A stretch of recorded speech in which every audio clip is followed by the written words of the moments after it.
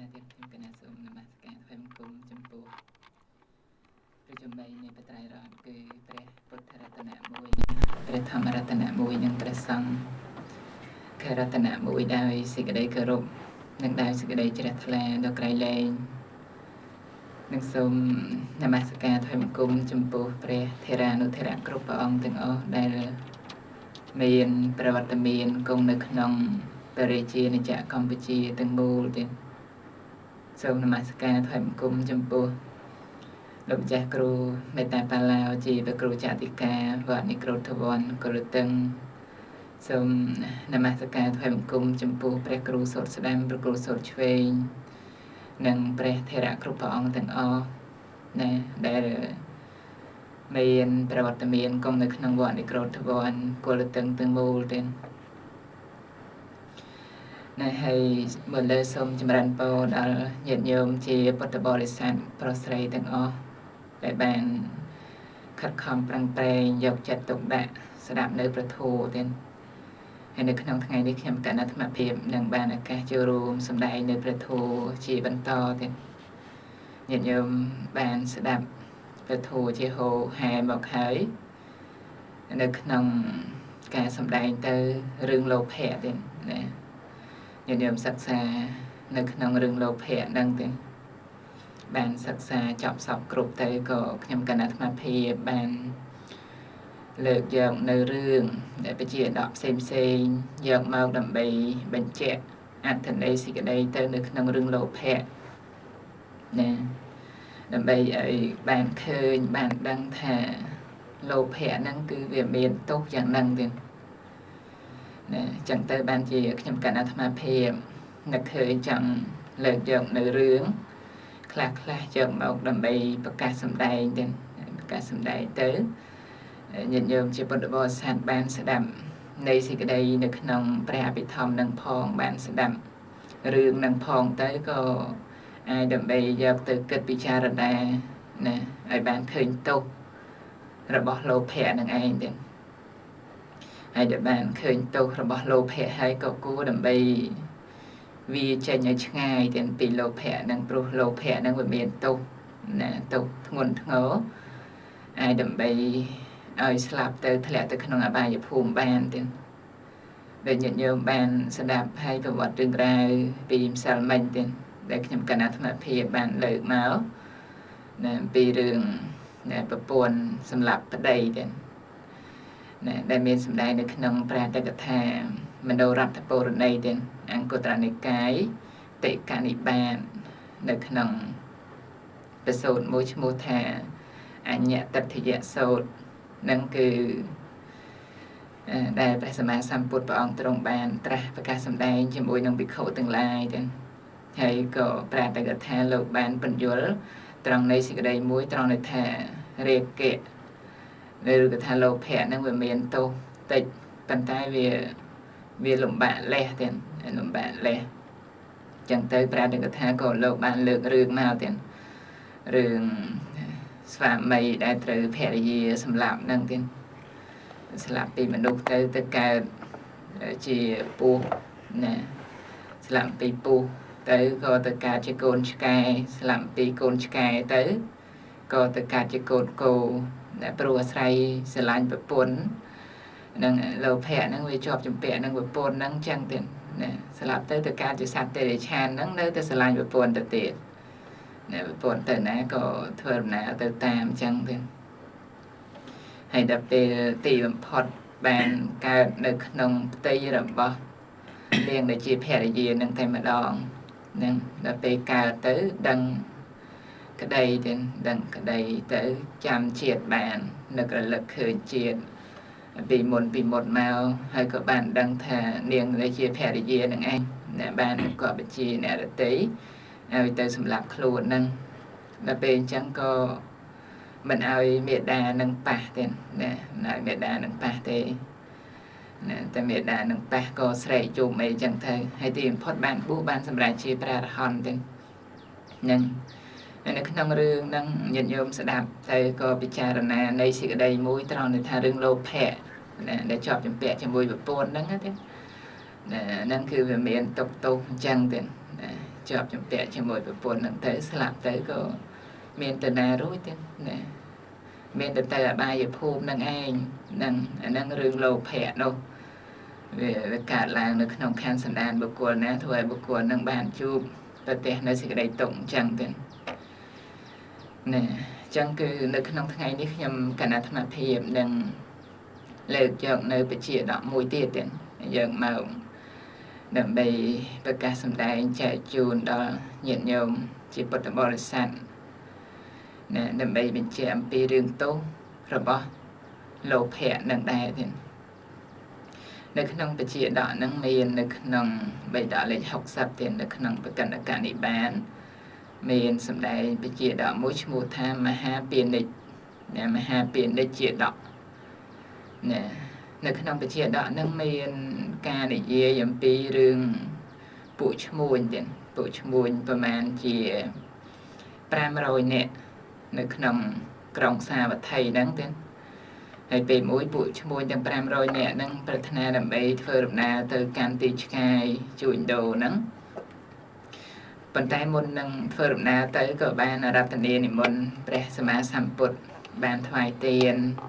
បានដល់នៅត្រៃសរណគមហើយបានសមាទានសិលទៀតហ្នឹងក្រោយពីការដែលខ្លួនបានណាថ្វាយទានបានរក្សាសិលអីរួចហើយក៏បានណាថ្វាយបង្គំលាព្រះសម្មាសម្ពុទ្ធថាបើពិតព្រះអង្គដូចចម្រើនបាទទូប្រមង្គមមិនមាននៅអន្តរាយអីទេគឺនឹងបានមកថ្វាយបង្គំព្រះអង្គជាបន្តទៅទៀតនៅក្នុងថ្ងៃក្រោយនឹងបានថ្វាយបង្គំលាព្រះសម្មាសម្ពុទ្ធទៅទៀតហើយក៏បានធ្វើដំណើរទៅជួញដូរដាក់រទេះទៅតាមរទេះហ្នឹងប្រហែលជា500ហ្នឹងនាំគ្នាធ្វើដំណើរទៅទៀតណាដល់ពេលបានធ្វើដំណើរទៅតិចម្ដងទៅរហូតទៅដល់ផ្លូវកន្តារៈហ្នឹងគឺជាផ្លូវឆ្ងាយទៀតដាច់ស្រយាលអត់មានផ្ទះអ្នកស្រុកអត់មានអីទេគឺនៅក្នុងព្រៃណាដល់ពេលពួកឈ្មោះទាំង500នាក់ហ្នឹងណាបរទេសទៅដល់ផ្លូវកន្តារៈហ្នឹងចឹងទៅស្រាប់តែវង្វេងផ្លូវទៀតមិនដឹងទៅណាវង្វេងផ្លូវនៅក្នុងព្រៃហ្នឹងចឹងទៅឃើញផ្លូវមួយចឹងទៅក៏ចេះតែបរទេសហ្នឹងទៅទៀតបរទេសហ្នឹងចូលតាមផ្លូវហ្នឹងទៅចូលទៅយូរទៅបាយហ្នឹងក៏អស់ទឹកហ្នឹងក៏អស់ទៀតអស់ស្បៀងអស់អាហារទៅហ្នឹងដល់ពេលចឹងទៅអត់មានអីដើម្បីបរិភោគតទៅទៀតស្រាប់តែក្នុងការនោះណែពួកឈ្មោះទាំងអស់ហ្នឹងចូលទៅព្រៃហ្នឹងជ្រៅទៅស្រាប់តែបានឃើញណាដើមឈើមួយដើមទៀតណាឃើញដើមឈើមួយដើមណាដើមឈើហ្នឹងគឺដើមជ្រៃទេដើមជ្រៃហ្នឹងធំណាស់មានរលុបត្រជាក់ជាទីរីករាយនៃចិត្តអញ្ចឹងទៅពួកឈ្មួញទាំងអស់ហ្នឹងដើរផ្លូវឆ្ងាយចឹងផងដាច់ស្បៀងដាច់អីផងក៏ហត់នឿយទៀតហត់នឿយក៏បានចូលទៅអ្នកច្រកនៅក្រោមដើមជ្រៃហ្នឹងដើមជ្រៃធំហ្នឹងទេហ្នឹងដល់ពេលចូលទៅច្រកក្រោមដើមជ្រៃហ្នឹងទៅក្នុងការនោះពួកឈ្មោះទាំងអស់ហ្នឹងប្រជុំគ្នាអង្គុយនៅក្រោមដើមជ្រៃហ្នឹងទៅស្រាប់តែក្រឡេកមើលទៅដើមជ្រៃទៀតក្រឡេកមើលទៅដើមជ្រៃទៅណាឃើញស្លឹកជ្រៃហ្នឹងហាក់ដូចជាមានទឹកសើមអញ្ចឹងហ្នឹងណាមើលទៅឃើញអញ្ចឹងទេនៅស្លឹកឈើហ្នឹងដល់ពេលអញ្ចឹងទៅក៏នាំគ្នាគិតថានៅដើមឈើហ្នឹងហាក់ដូចជាមានទឹកហូរហ្នឹងហូរចេញមកចឹងយើងកាប់មែកឈើនឹងសាកមើលទៅហ្នឹងចឹងទៅក្នុងការនោះក៏ឲ្យបរោះម្នាក់ហ្នឹងឡើងទៅដើមជ្រៃហ្នឹងទេឡើងដើមជ្រៃហ្នឹងកាប់មែកជ្រៃហ្នឹងនៅក្នុងទិសខាងកើតទេណាកាប់មែកជ្រៃហ្នឹងនៅក្នុងទិសខាងកើតដល់ពេលកាប់ចឹងទៅស្រាប់តែក្នុងការនោះតោទឹកទំហំប្រមាណប៉ុនដើមថ្នោតទៀតហូរចុះមកទៀតហូរចុះចេញអំពីមែកជ្រៃទៅខាងកើតហ្នឹងចឹងទៅពួក នៃពីនៃទាំង500នាក់នឹងបានតាក់ផឹកទៅបាននាំគ្នាផឹកទឹកផងងូតទឹកផងដរាបដល់ឆ្អែតទៅយ៉ាស្កប់ស្កល់ទៅក៏សម្រាដល់ពេលសម្រាទៅពួកឈ្មោះទាំងអស់គ្នានឹងនាំគ្នាគិតថាយើងបានកាប់មេជ្រៃក្នុងទិសខាងកើតយើងបានតាក់ផឹកឥឡូវយើងកាប់មេជ្រៃទិសខាងលិចទៀតហ្នឹងចឹងទៅក៏បានកាប់មេជ្រៃនៅក្នុងទិសខាងលិចទៀតទិសខាងត្បូងទៀតខាងកើតហើយខាងត្បូងកាប់មេជ្រៃនៅក្នុងទិសខាងត្បូងដល់ពេលកាប់ដាច់មេជ្រៃចឹងទៅក្នុងការនោះមាននៅអាហារទៀតអាហារមានបាយស្រូវសាលីមានសាច់មាននំកម៉ាស់អីហ្នឹងបាយទឹកច្រើនណាស់ទៀតមានសម្លមានអីហូរចេញអំពីមេឃដើមជ្រៃនៅក្នុងទិសខាងត្បូងហ្នឹងមកទៀតនឹងហូរធ្លាក់ចុះមកអញ្ចឹងទៅពួកឈ្មោះទាំងអស់គ្នានឹងបានអាហារជាទឹកបរិភោគទៀតបរិភោគបាយនឹងអញ្ចឹងទៅនំអីក៏មានម្ហូបអាហារនំចំណីអីនឹងសពគ្រប់បែបយ៉ាងទាំងអស់មានចឹងពួកឈ្មោះទាំងអស់គ្នានឹងក៏បានបរិភោគទៀតបរិភោគដរាបដល់ឆ្អែតចឹងទៅទៀតហើយដល់ពេលឆ្អែតហើយនាំគ្នាគិតទៀតគិតថាយើងទាំងអស់គ្នានឹងបានកាប់មេឃដើមជ្រៃនៅក្នុងទិសខាងត្បូងហ្នឹងបានអាហារបាយទឹកសម្រាប់បរិភោគនំចំណីអីសម្រាប់បរិភោគចឹងយើងគិតកាប់មេឃជ្រៃនៅក្នុងទិសខាងលិចទៀតចុះហ្នឹងស្រស់ស្រួលគ្នាអញ្ចឹងពួកពេនិចទាំងអស់គ្នានឹងក៏បានកាប់មេឃជ្រៃនៅក្នុងទិសខាងលិច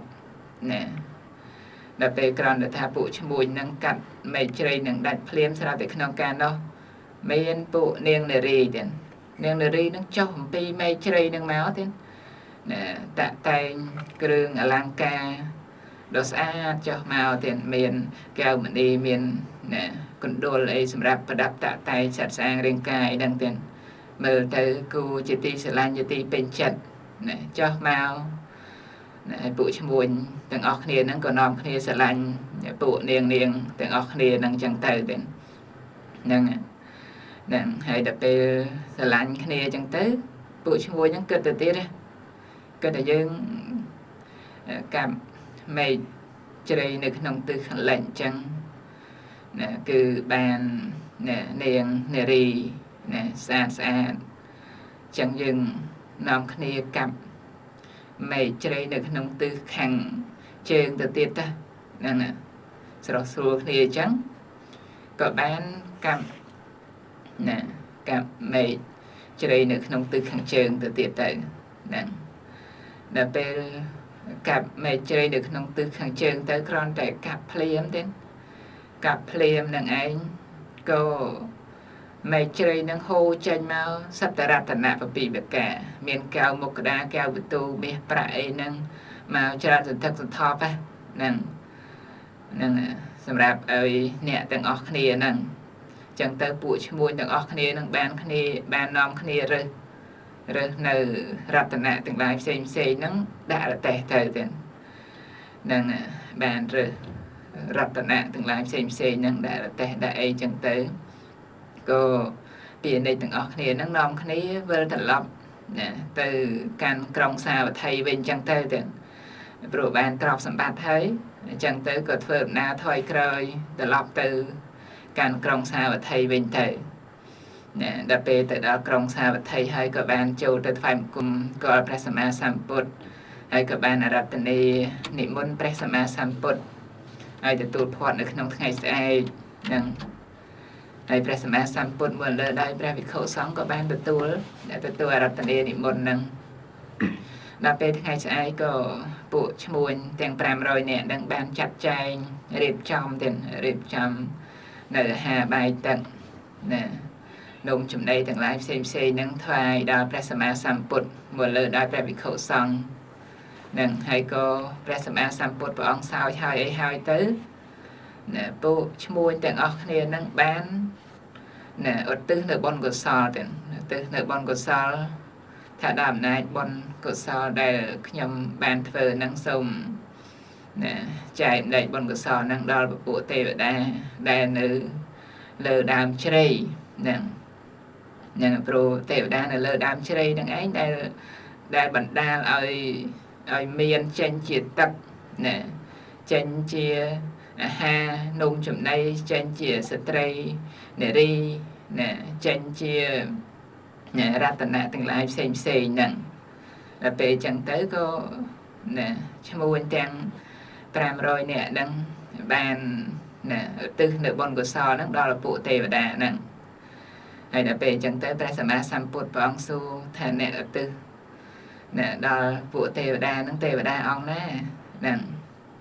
ចឹងទៅក៏បានប្រាប់ពីដំណើររឿងពីទេវតាដែលនៅដើមជ្រៃហ្នឹងទៅហ្នឹងដែលបានជួយខ្លួនហ្នឹងក៏បានរៀបរាប់រឿងរ៉ាវសពគ្រប់ទាំងអស់តាំងពីខ្លួនទៅដល់ដើមជ្រៃហ្នឹងរហូតដល់បានមាសបានប្រាក់ណាដាក់នៅក្នុងរទេះ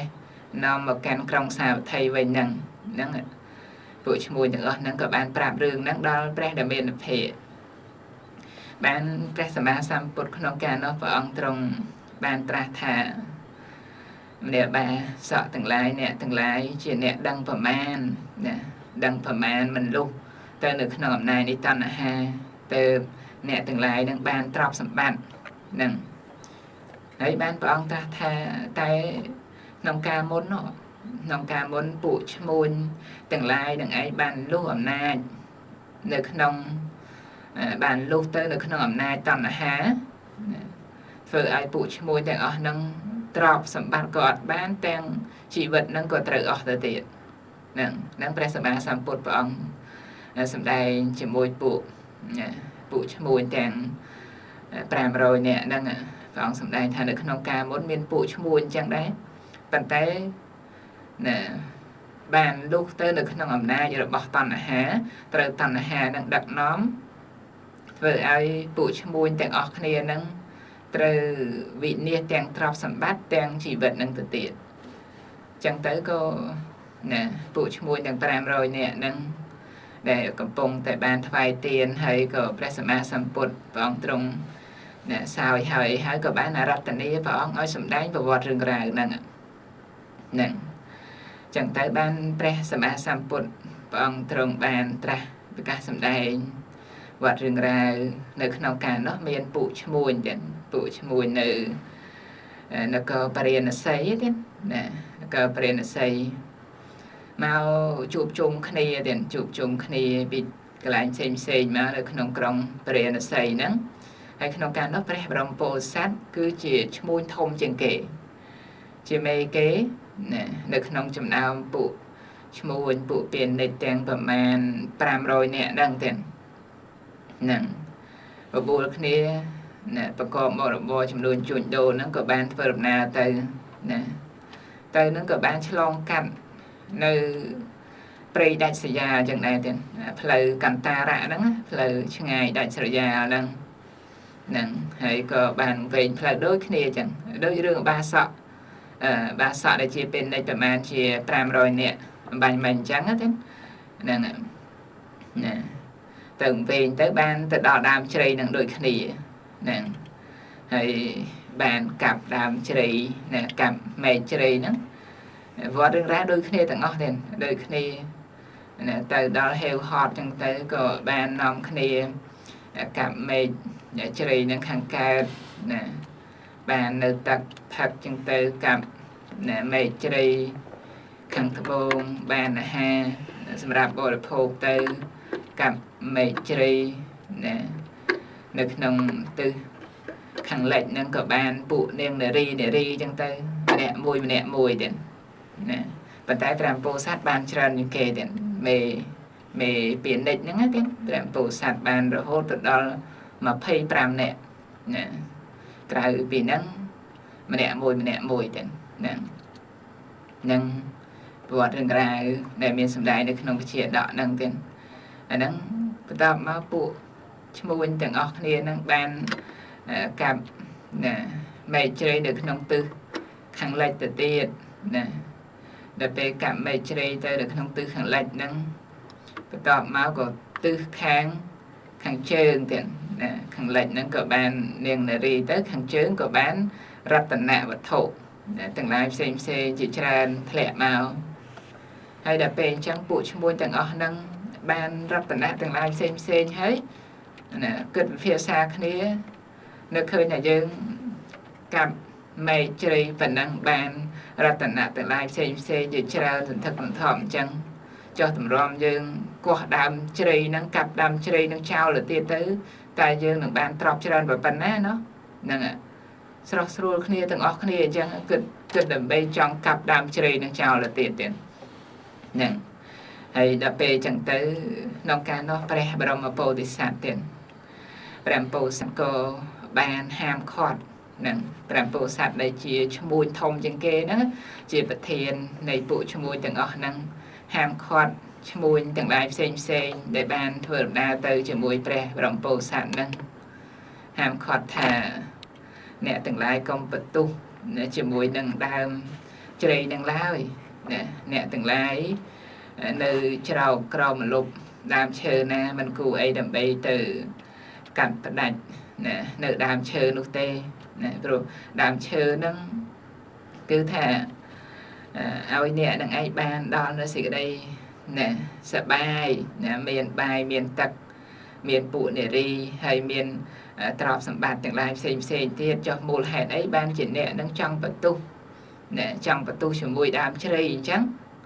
ហ្នឹងព្រោះពួកឈ្មោះទាំងអស់ហ្នឹងចង់កាប់រំលំដើមជ្រៃនឹងចោលទៅហ្នឹងហើយដល់ពេលអញ្ចឹងទៅព្រះពោធិសត្វហ្នឹងក៏អង្វរទៅពួកឈ្មោះពេលដេកដតីហ្នឹងថាកុំឲ្យទៅកាប់នៅដើមជ្រៃនឹងអីហ្នឹងដល់ពេលអញ្ចឹងទៅពួកឈ្មោះទាំងអស់គ្នាហ្នឹងទៅពួកឈ្មោះទាំងអស់គ្នាហ្នឹងអត់ស្ដាប់តាមអាវានរបស់ព្រះពោធិសត្វសូម្បីព្រះពោធិសត្វហ្នឹងបានបញ្យល់ថាបុគ្គលអង្គុយក្រោមហ្នឹងមកលុបដើមឈើណាមិនគួរអីដើម្បីកាច់បំបាក់កាច់បំបាក់ដើមឈើហ្នឹងទេដូចជាបុគ្គលអាស្រ័យនៅមិត្តណាហើយមិនគួរជាបុគ្គលបន្ទុះសារាយទៅនៅក្នុងមិត្តហ្នឹងព្រះពោធិសត្វទូមានច្រើនដងច្រើនសារតែពួកឈ្មោះទាំងអស់គ្នាហ្នឹងអត់បានយកចិត្តទុកដាក់ដើម្បីស្ដាប់តាមពាក្យរបស់ព្រះបរមពោធិសត្វទាំងនាំគ្នាចូលទៅត្រង់គល់ជ្រៃនឹងឯងបានកាប់ដើមជ្រៃហ្នឹងទៀតកាប់ដើមជ្រៃដល់ពេលកាប់ចឹងទៅមានអីក្នុងការនោះទៀតការនោះស្ដេចនាគហ្នឹងគេនៅតដឹងទៀតនៅក្រោមដើមជ្រៃហ្នឹងស្ដេចនាគហ្នឹងល្បំឃើញតែពួកឈ្មោះហ្នឹងទៅកាប់ដើមហ្នឹងហើយស្រាប់តែគិតតែមកតែគិតថាពួកឈ្មោះនេះយើងបានឲ្យនៅទឹកសម្រាប់ផឹកហើយបានឲ្យនៅភោជនដូចជាទឹកសម្រាប់បរិភោគហើយបានឲ្យពួកនារីទាំងឡាយផ្សេងទៅទៀតហើយបានឲ្យនៅរតនៈទាំងឡាយផ្សេងដាក់ទៅនៅក្នុងរទេះតែស្រាប់តែឥឡូវនេះហ៊ានមកដើម្បីនឹងកាប់ដើមឈើដល់ពេលអញ្ចឹងស្ដេចនាគហ្នឹងខឹងតែហ្មងទៀតខឹងជាមួយពួកឈ្មោះទាំងអស់គ្នាហ្នឹងចឹងទៅគិតថាយើងនឹងសម្លាប់ពួកឈ្មោះទាំងអស់នឹងចោលទុកតែពួកឈ្មោះដែលជាធំដែលជាតួអង្គព្រះពោធិសត្វនឹងតែម្យ៉ាងហ្នឹងចឹងទៅក្នុងការនោះក៏បានឲ្យពួកសេនាទៀតសេនារបស់ស្ដេចនាគហ្នឹងទៀតនាំគ្នាមកទៀតនាំគ្នាមកសេនានឹងពាក់គ្រឿងក្រោះផងខ្មាន់ធ្នូមានទាហានមានអីនិមិត្តមកមានខែលមានអីទៅទៀតនេះហ្នឹងនិមិត្តជារូបមនុស្សនឹងមកសម្រាប់ពួកឈ្មោះទាំងអស់គ្នានឹងអស់ទៅទុកតែព្រះពោធិសត្វមួយទេទុកតែព្រះពោធិសត្វមួយទេនាគរាជហ្នឹងបានពោលថាអ្នកទាំងឡាយចូលសម្រាប់ពួកពាណិជ្ជទាំងអស់ហ្នឹងទៅកុំឲ្យសល់ទុកតែពាណិជ្ជដែលជាធំមួយបានហើយព្រះពោធិសត្វទាំងព្រោះហេតុអីបានជាទុកព្រះពោធិសត្វមកអំពីព្រះពោធិសត្វនឹងបានហាមឃាត់បានអង្វរពួកពាណិជ្ជទាំងអស់គ្នាហ្នឹងកុំឲ្យទៅកាប់ដើមជ្រៃហ្នឹងដល់ពេលអញ្ចឹងទៅ Phụ biển đây từng óc kia nâng ọt sẽ đạp tam bàm bầu sạc nòng kia từ cạp đàm chơi nâng và tại tiệm phọt miền ấy tiền trừ sẽ đạch địa nâng khẳng tới có bán nòng kia sẽ lắp biển đây từng óc nâng chào ọt tới đến tục nó sau tại bàm bầu sạc mùi cho trọp cho ấy nâng anh ai bàm bầu sạc bàm bầu sạc có bàn trọp nâng anh có từ cănទីក្រុងព្រះនសីវិញទៅទៀតហើយឈ្មោះទាំងឡាយផ្សេងក្រោមពី5ពោធិសត្វក៏ស្លាប់អស់ទៅទៀតនឹងហើយក៏ព្រះសម្មាសម្ពុទ្ធព្រះអង្គបានលើកពជាដកនឹងមកប្រជុំជាដកទៅបាសកដែលជាពួកឈ្មោះហ្នឹងទៀតក៏បានសម្រេចនៅសោតានៅពេលដែលព្រះអង្គសម្ដែងពជាដកនឹងចាប់ប្រកាសនៅរិសច្ចធម៌ទៀតហើយប្រជុំជាដកទៅស្ដេចនេះនឹងក៏បានមកជាព្រះសិរីបុត្រទៅហើយឈ្មោះដែលជាធំជាងឈ្មោះទាំងឡាយហ្នឹងគឺជាតួអង្គរបស់ព្រះសម្មាសម្ពុទ្ធនឹងឯងហ្នឹងគឺប្រវត្តិរឿងរ៉ាវហ្នឹងព្រះសម្មាសម្ពុទ្ធព្រះអង្គលើកមកចង់បញ្ជាក់អំពីរឿងលោភៈនឹងផងដែរទៀតណាកាលណាបើសិនជាលុះទៅនៅក្នុងអំណាចនៃលោភៈលុះទៅនៅក្នុងអំណាចរបស់តណ្ហាទៀតធ្វើឲ្យស្លាប់ដល់ជីវិតអញ្ចឹងមើលពួកឈ្មោះពាក្យនៃទាំងអស់គ្នាហ្នឹងញាតិញោមបានស្ដាប់បាញ់មិញហ្នឹងបានបាយទឹកនំចំណីហាបរិភោគអីឆ្អែតស្កប់ស្កល់មានរតនៈមានស្រីហ្នឹងទៅទៀតមើលទៅហាក់ដូចជាសពគ្រប់ដែរប៉ុន្តែដល់អំណាចនៃតណ្ហាហ្នឹងដឹកនាំទេអត់គ្រប់គ្រាន់ត្រឹមតែប៉ុណ្ណឹងនៅឃើញតែកាប់ដើមជ្រៃហ្នឹងទៅមកតែបានច្រើនជាងហ្នឹងទៅទៀតនឹងវាអត់ចេះគ្រប់អត់ចេះក្រន់ណាទេនឹងញាតិញោមគិតពិចារណាចឹងទៅក៏បានដឹងសភាពរបស់កិលេសរបស់លោភៈរបស់តណ្ហាហ្នឹងដែលវាត្រូវការចង់បានអត់ចេះចប់ទេនឹងអត់ចេះចប់អត់ចេះគ្រប់អត់ចេះក្រន់ទេណាយើងសិក្សាទៅនៅក្នុងព្រះធម៌ហ្នឹងទៅក៏ពិចារណាថាសភាពនៃកិលេសតណ្ហាសភាពនៃលោភៈហ្នឹងវាអញ្ចឹងเนาะអត់ចេះគ្រប់អត់ចេះក្រន់អញ្ចឹងហើយបានជានៅក្នុងបកាថាធម្មបទព្រះអង្គសម្ដែងណដ្ឋិតណ្ហាសមានតិទៀតស្ទឹងអ្វីស្មើដល់តណ្ហាអត់មានទេស្ទឹងតណ្ហានឹងហូរទៅណាក្របដណ្ដប់ទៅរហូតទៅដល់ឋានណាឋានព្រំទៅទៀតណាមិនមែនត្រឹមតែមនុស្សទេវតាទេទៅដល់ឋានព្រំហ្នឹងក៏នៅមានតណ្ហាក្របសង្កត់អញ្ចឹងដែរទៀតនៅមានលោភៈសេចក្តីប្រាថ្នាត្រូវការអញ្ចឹងទេហ្នឹងហើយអញ្ចឹងទៀតយើងសិក្សានៅក្នុងប្រវត្តិរឿងរ៉ាវផ្សេងដែលព្រះសម្មាសម្ពុទ្ធព្រះអង្គសម្ដែងពីរឿងតណ្ហាហ្នឹងវាអត់ចេះគ្រប់អត់ចេះក្រន់អញ្ចឹងទៀតណាដោយព្រះអង្គសម្ដែងនៅក្នុងគម្ពីរសង្យុត្តនិកាយអីអញ្ចឹងណាព្រះសម្មាសម្ពុទ្ធព្រះអង្គសម្ដែងពីរឿងភ្នំមាសទៀតភ្នំមាសរហូតទៅដល់2ប៉ុនស្ដេចភ្នំនៅក្នុងព្រៃហេមពានហ្នឹងក៏ដែរក៏មិនឆ្អែតមិនគ្រប់មិនក្រន់សម្រាប់បុគ្គលម្នាក់ដែរហ្នឹងញាតិញោមគិតពិចារណាមើលភ្នំមាសដល់ទៅ2ប៉ុន្តែអត់ចេះគ្រប់អត់ចេះក្រន់ទេណាហើយភ្នំមាសហ្នឹងណាថាតូចទៅធំប៉ុនភ្នំណាស្ដេចភ្នំនៅក្នុងព្រៃហេមពានធំហ្នឹងហើយសភាពនៃកិលេសសភាពនៃតណ្ហាហ្នឹងគឺអត់ចេះគ្រប់ហ្នឹងតែម្ដងទៀតមានភ្នំមាស2ហើយខ្លួនឯងមានតែម្នាក់ឯងប៉ុន្តែនៅតែអត់ចេះគ្រប់អត់ចេះក្រន់អញ្ចឹងនឹងញាតិញោមស្ដាប់អញ្ចឹងទៅក៏ពិចារណានៃសេចក្តីទៅនៅក្នុងព្រះធម៌ហ្នឹងទៀតដែលព្រះសម្មាសម្ពុទ្ធព្រះអង្គសម្ដែងពីរឿងបុគ្គលដែលបានលុះទៅនៅក្នុងអំណាចនៃលោភៈតណ្ហាហ្នឹងគឺរំលែងដល់នៅសេចក្តីវិនិច្ឆ័យណាវិនិច្ឆ័យចឹងឯងទេអត់មានដល់នៅសេចក្តីចម្រើនព្រោះអាស្រ័យលោភៈតណ្ហាទេហ្នឹងគឺតែងតែដល់នៅសេចក្តីវិនិច្ឆ័យតែម្យ៉ាងហ្នឹងញាតិញោមបានត្រេះរិះពិចារណាអញ្ចឹងទេដល់ពេលយើងត្រេះរិះពិចារណាអញ្ចឹងទៅក៏បានសិក្សាទៅនៅក្នុងជីវិតប្រចាំថ្ងៃរបស់យើងទៅណាព្រោះកិលេសទាំងអស់ហ្នឹងក្នុងខណ្ឌសន្តានចិត្តរបស់យើងគ្រប់គ្នាក៏តែងតែមានអញ្ចឹងបើថាវាមិនបានរីកដុះដាលច្រើនដូចអ្នកដទៃព្រោះអ្នកដទៃខ្លះហ្នឹង គឺអត់បានស្ដាប់ពធមើលទៅហាក់ដូចជាមានការប្រាថ្នានឹងច្រើនសន្ធឹកសន្ធាប់ហើយដល់ពេលញាតិញោមដែលបានសិក្សារៀនសូត្រទៅនៅក្នុងពធអីហ្នឹងក៏បានស្ដាប់ពធយល់ចូលចិត្តទៅមិនសូវជាប្រាថ្នាត្រូវការអីច្រើនសន្ធឹកសន្ធាប់ប្រហែលទេបានមកទៅក៏បានធ្វើបុណ្យធ្វើទានអីចឹងទៅហ្នឹងព្រោះអាស្រ័យរឿងការដែលបានស្ដាប់ពធហើយដល់ពេលអ្នកអត់បានស្ដាប់ពធត្រូវការរហូតទេហើយអត់មានចេះទៅធ្វើបន់ធ្វើទានអីទៅទៀតណោះបានមកទុកដាក់ចឹងទៅទុកហ្នឹងមិនដឹងទុកធ្វើអីទៅទៀតទីបំផុតត្រូវស្លាប់ចោលទាំងទ្រព្យសម្បត្តិទាំងអស់ហ្នឹងជួនកាលយើងចេះតែស្វះស្វែងរកមកអត់បានប្រព្រឹត្តធ្វើនៅកុសលធម៌យកមកទុកចឹងទៅទីបំផុតស្លាប់ទៅ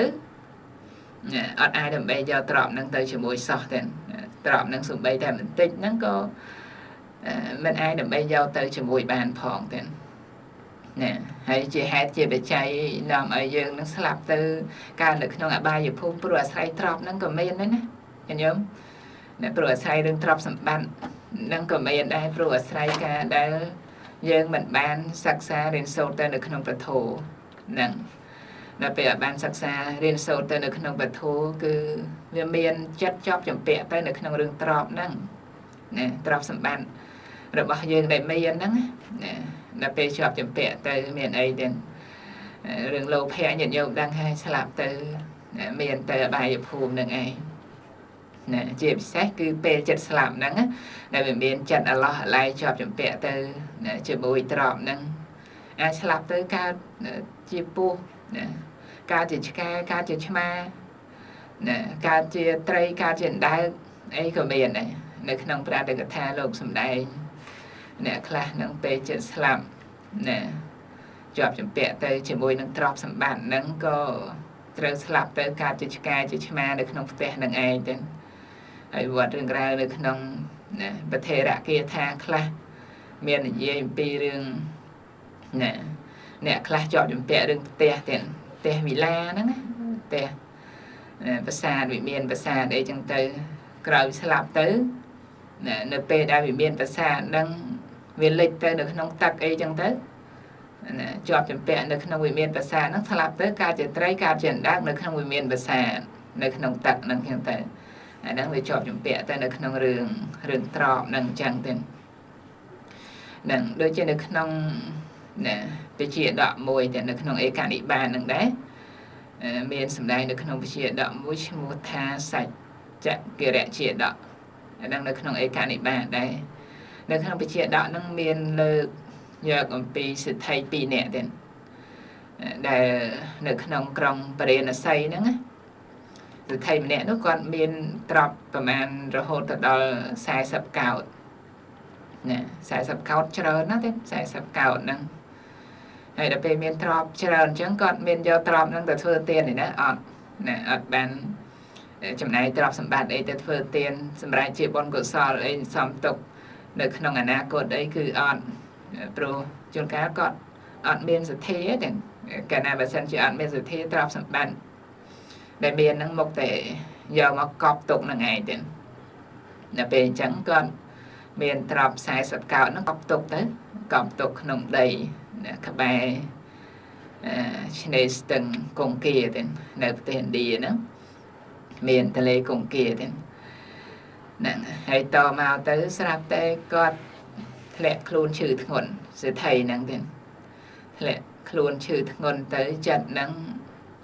វាមានចង់ស្លាប់អីទេពេលឈឺហ្នឹងនឹកឃើញតែទ្រព្យនឹកឃើញទ្រព្យអញ40កោដចិត្តហ្នឹងវាឡោះឡៃទៅនៅក្នុងរឿងទ្រព្យដែលមានហ្នឹងទេហ្នឹងដល់ពេលអញ្ចឹងទៅក៏បានស្លាប់ទៅទេស្លាប់ទាំងចិត្តអាឡោះអាឡៃញោមគិតពិចារណាមើលតើទៅណាហ្នឹង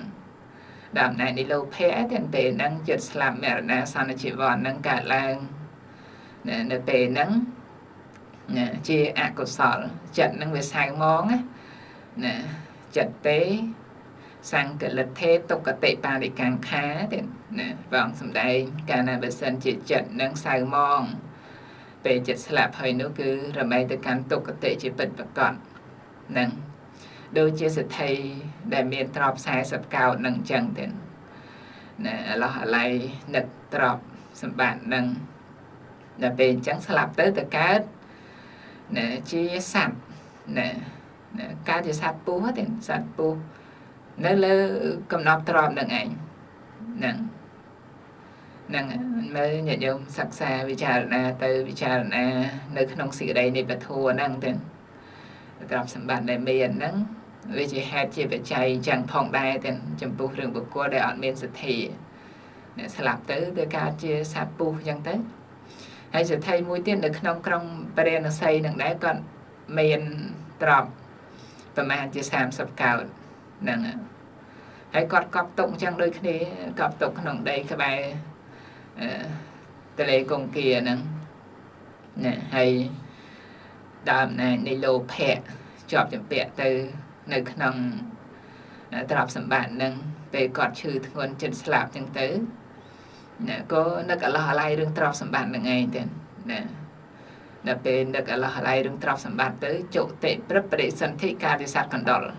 nè còn đó nó mót bên đây cầm nọc trọp là ngày tiền nó người chặn nó người tư chẳng tiền nâng nơi nông pra để có thể bị chia đỏ tiền nơi nông chia đỏ nơi nông e cả này bà nâng tiền bây sầm đại bộ vật trên ra từng ở nâng đây chứ này nhận nhau ban sẽ đạp tới vichara đo đây xì cái đây nâng tới có kịch khơi những pi đường tàu bỏ lô phe nâng chẳng tới tên kịch khơi chẳng bay chè má nâng nhận nhau chị nè sẽ đạp tới bên sự thi cho là vichara tới được nông xì cái đây bật thua nâng tới tam nâng tên sẽ tệ mà đây sẽ đạp bật thua nâng ban bật bàn na nâng bật hàn ở rung chặt ban bật bàn na nâng dâu bàn nâng tên chẳng cứ bật thô nhằm cần là mà phê chữ rùm nè bản năng tên hay sao bê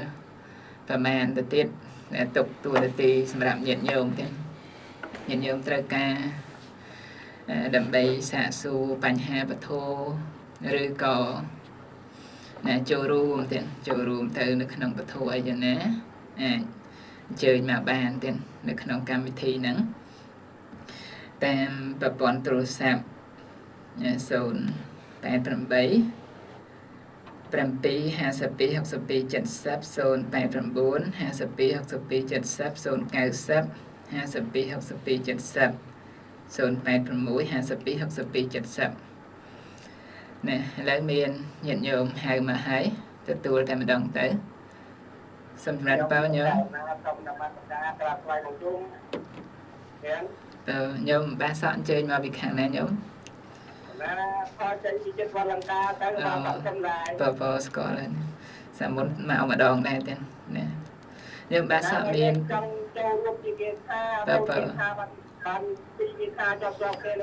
bờ sầm chênh nhung ta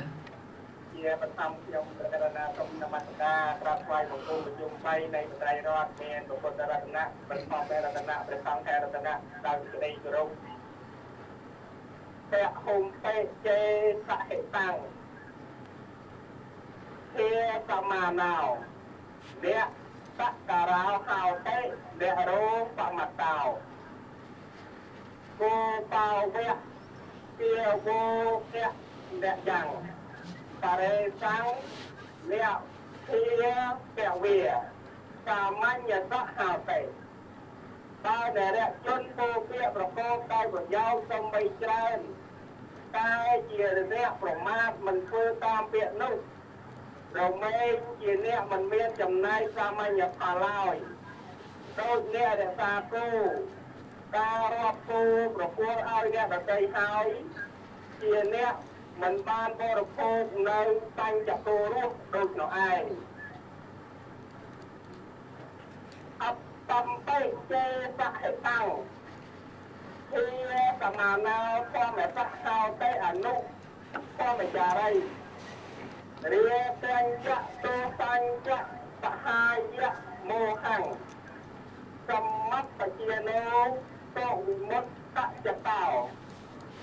anupa tijiano tidak wira orang wira tak wira tak wira paman ya tak hal baik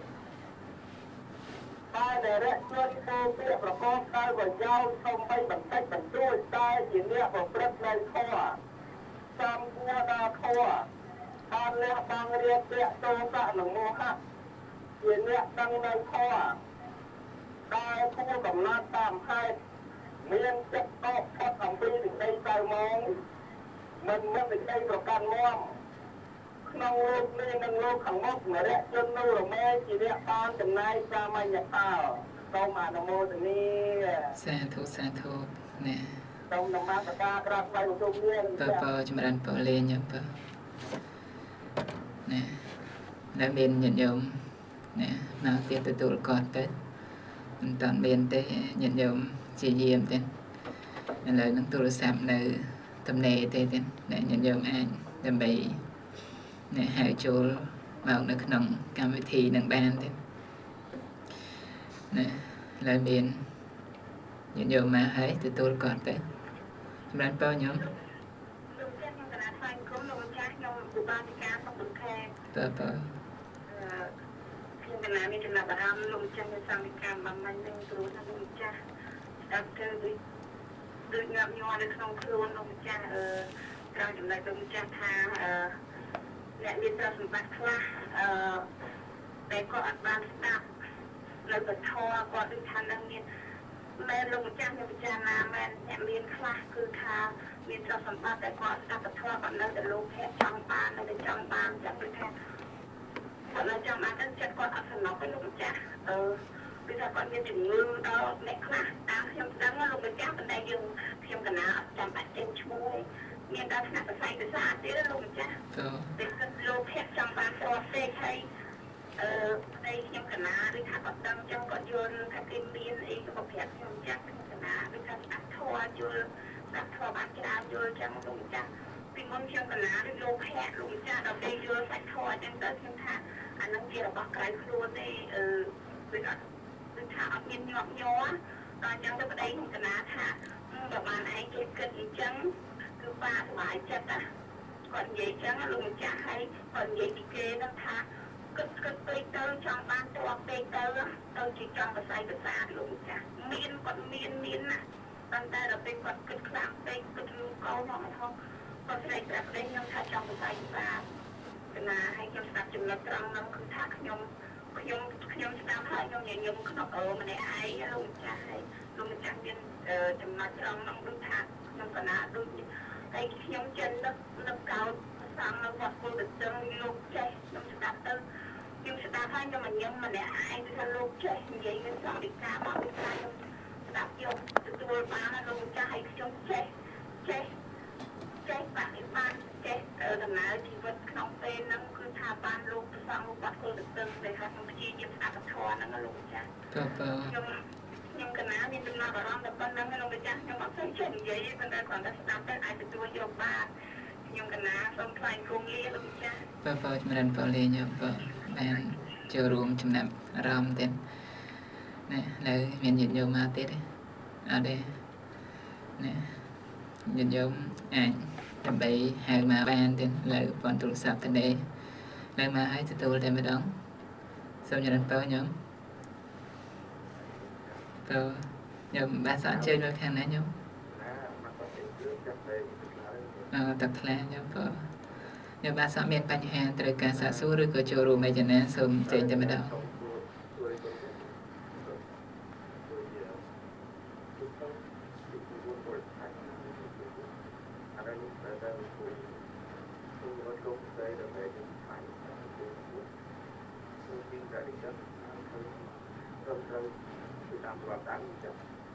ចឹងញោម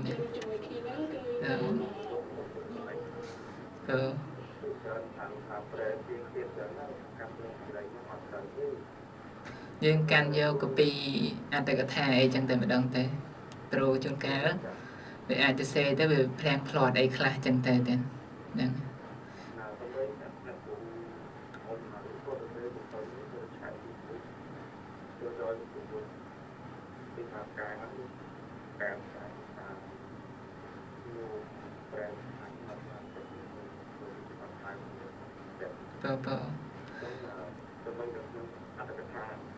เป็นอัตราการสีทุกคนมีรายการเรียนติดตามการทำแปรตามเกณฑ์น้องติดตามเกณฑ์นั้นตัวเต็มแปรอะไรผมก็ไปไม่โดยการที่คุณมาทำงานที่คุณเป็นการที่คุณที่จะมองว่าตัดนะครับที่คุณมีการจุดประกายทำงานคือนั่นคืออาศัยយើងសិក្សាទៀងផ្ទាត់ទៅទៀងផ្ទាត់នៅក្នុងកាពីផ្សេងទៅទៀតតែជាពិសេសគឺអន្តកថាតែម្ដងអន្តកថាប្រែនឹងបើសិនជា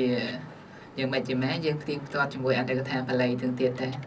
ដូចខ្ញុំកណ្ដាអាត្មាភាពអីជួនកាលមើលសេចក្តីនៅក្នុងភាសាខ្មែរសម្រាយនឹងអត់យល់ទៅមើលភាសាបាលីទៅទៀតទៅទៀងផ្ទាត់គ្នាអញ្ចឹងទៅទៀតអូននឹងទៅជាវិញនេះគាត់ណាMình ấy cái coi tôi có thấy nó còn là nhập là thì của nó còn là thì còn chỉ cho thực là tới bàn cao anh con vậy là sao cũng chụp làm với là cô ăn chụp mang cho nó đang điểm cô nên là cái tá đấy thì cô đừng chắc là ai cho mang một miếng con đi dùng chắc của bà cha này ai dùng chắc đi tu trong ngày giết ôi trời chân không dùng chắc bà chân ai không làm bài cũng liên không làm tôi có luôn chân ở đây thì nhập đặt sẽ bơ trong lần to lên nhá đợi giọt khơi miền toàn miền xù toàn miền ấy thế là miền mà ở tiệt hay thì tôi còn tại một đông thế nè xong trong lần to nhá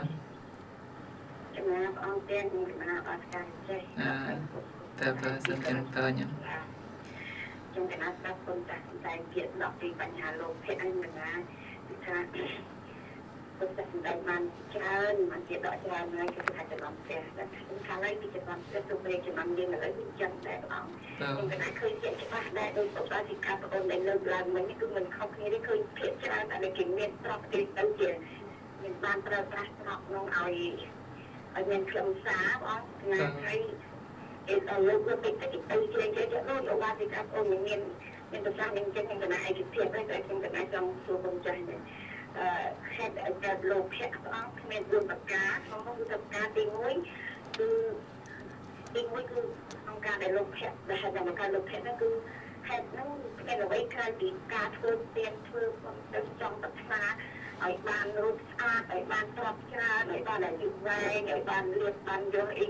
มันจะเตะตาทุกอย่างเลยใครที่นั่นนี่ให้จะให้น้องไปการลงแขนน้องอ๋องให้จะมาทำยี่ไอ้ชีวิตเตอร์การพูดถึงระเบียบนี้เหตุการณ์ประกันยกโลกาถึงตัดใจของเจ้าร้องมันประกันยกโทษจะทำเสียเราประกันยกโลกาถึงตัดใจของเจ้าร้องคือการคือเตียนนู้ในขนมโลกเยอะจัดนะจะกับมันมีเตะให้ไปที่ตรงมหาวิทยาลัยตรงนี้ตรงนี้จะเรียนสองจุดเกิดการฝึกเรียนนู้มาประกันยุทธโจะทำมาเรียนสมยุทธประกันยุทธจะทำได้ชั่วคราวมาชิมในประเด็นเตียนน้องนะน้องบางเรียนสมยุทธนั่นคือเรียนประกอบแล้วติดเครื่องตุกเครื่องกันเลยหรือว่าคันปรำแล้วมีเครื่องตุกเครื่องกันเลยหรือว่าการมาคนถึงปรำ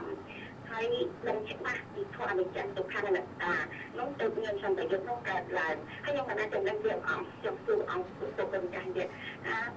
ขนมห้ากับซาวดีมุ้ยองเป็นประกอบด้วยเงินทำเป็นจุดปรัชญาเที่ยวคลาหนึ่งปีค่ะเนื้อเป็นเรื่องจะให้หนึ่งเรียนดุโดยดับน้องหนึ่งเรียนแบบติดดับน้องมันก็ต้องดูแข่งกันนักจาราเนี่ยโดยบุคคลดันเธอก็คือคลางคลาเป็นใครเตือนจุดลูกเป็นแก่คลางคลาเป็นใครแก่จุดลูกก็ตระแต่ประกอบด้วยเงินทำเป็นจุดไม่ได้ออกการเข้าเป็นยังไงนะโดยคือจะไม่ดูเรื่องการพัฒนาบอกเกณฑ์นะบอกการทำการยังไงนะมันคือจังคลางคลามาข้างมันออกเป็นออกเป็นโดยทั้งยังสมบูรณ์ได้มีกี่กับปียุคพ่อเจ้าเรายุคพ่อเจ้าเราเกิดทอนในใจตรงข้างหน้าตาเจ้าช่วงทำมันจะไม่กระเด็นติดเตียนให้ขนมโลกาเธอจะได้ประกันโลกาเธอจะไปเจ้าเราเธออัตราตัวช่วงนั้นจะเนี่ยเธอยังต้นช่วงทางการมันจะขายการเตียนต้องขึ้นเป็นขนมโลกาเยอะจะเตะมันแบบนึงจังแข่งกันนะโยคือจังเข้าใจเป็นน้องเลยพอไอ้ตรายวันใดยังพอ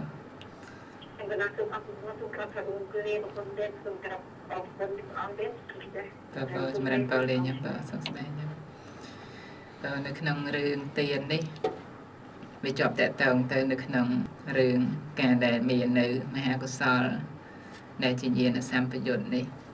ដោយពាក្យថាញាណសម្បយុទ្ធហ្នឹងគឺប្រកបទៅដោយអំណាចនៃបញ្ញាហើយបញ្ញាហ្នឹងគឺលោកចែក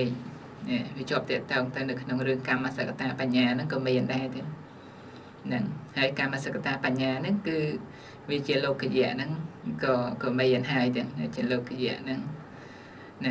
ដូចញាតិញោមបានដឹងហើយជាប់តកតងនៅក្នុងរឿងញាណហ្នឹងដែលជាតួបញ្ញាហ្នឹងវាមានកម្មសកតាបញ្ញារហូតដល់បញ្ញាដែលប្រព្រឹត្តទៅនៅក្នុងសច្ចៈណាទាំង4ទាំងនឹងចូលទៅនៅក្នុងរឿងញាណសម្បយុទ្ធបានន័យថាប្រកបទៅដោយបញ្ញាអញ្ចឹងហើយដូចញោមបាសិកាបានលើកមកបាញ់មិនអញ្ចឹងរឿងមហាកុសលញាណសម្បយុទ្ធនឹងវាអាចប្រព្រឹត្តទៅនៅក្នុងកុសលធនៈទានជាលោកយៈឬក៏លោកកតរៈហ្នឹងក៏វាអាចប្រព្រឹត្តទៅបានអញ្ចឹងទេព្រោះដូចជានៅក្នុងរឿងលោកយៈអីចឹងក៏វាមាននៅបញ្ញាកើតរួមជាមួយអញ្ចឹងហើយក៏បានធ្វើទានទៅហើយដូចជាប្រាជ្ញបុគ្គលអីហ្នឹងក៏លោកអាចដើម្បីធ្វើទានដូចបាសិកាវិសាខាអីចឹងគឺបញ្ញាហ្នឹងក៏ជាលោកកតរៈទៅទេលោកកតរៈបញ្ញាប៉ុន្តែយើងត្រូវញែកគ្នាទេញែកគ្នាត្រង់ថារឿងលោកកតរៈបញ្ញានេះគឺជាបញ្ញាដែលកើតនៅក្នុងលោកកតរៈណាកើតនៅក្នុងលោកកតរៈអាហ្នឹងបានជាលោកកតរៈបញ្ញាប៉ុន្តែ